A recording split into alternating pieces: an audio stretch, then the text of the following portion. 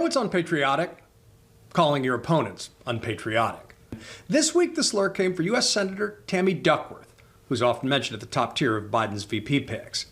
But Fox News' Tucker Carlson might have picked on the wrong combat veteran. You're not supposed to criticize Tammy Duckworth in any way because she once served in the military. Most people just ignore her. But when Duckworth does speak in public, you're reminded what a deeply silly and unimpressive person she is.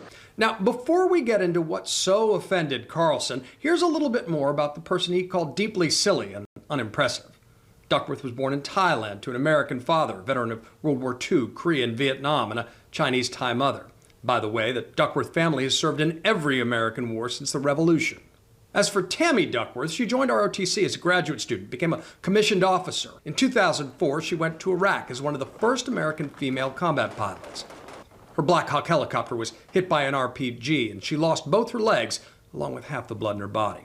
She earned the Purple Heart, among many other medals, and spent more than a year recuperating. But she never let her disability hold her back.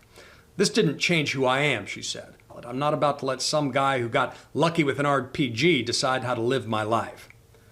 She became director of the Illinois VA the same year that Tucker Carlson was on Dancing with the Stars, after a career as a conservative writer and co-host of Crossfire. In 2009, Duckworth became Assistant Secretary of the VA. 2012, she was elected to the House. 2016, the Senate, and went on to become the first U.S. Senator to give birth while in office. Got all that? Now, here's what she said that really teed off Tucker. Should statues, for example, of George Washington come down?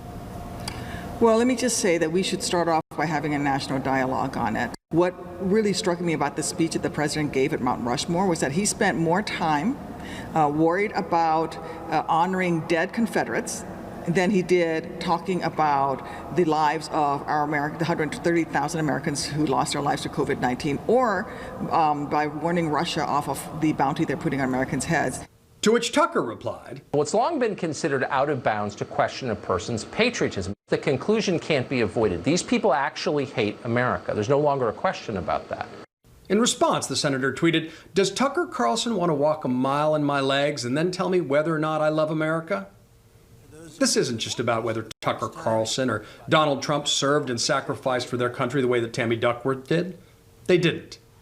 It's about the ugly rush to demonize your political opponents, which Carlson did again last night, desperately calling Senator Duckworth a moron, a coward, a fraud, someone who was once injured while serving in the Illinois National Guard and, because irony is dead, a callous hack.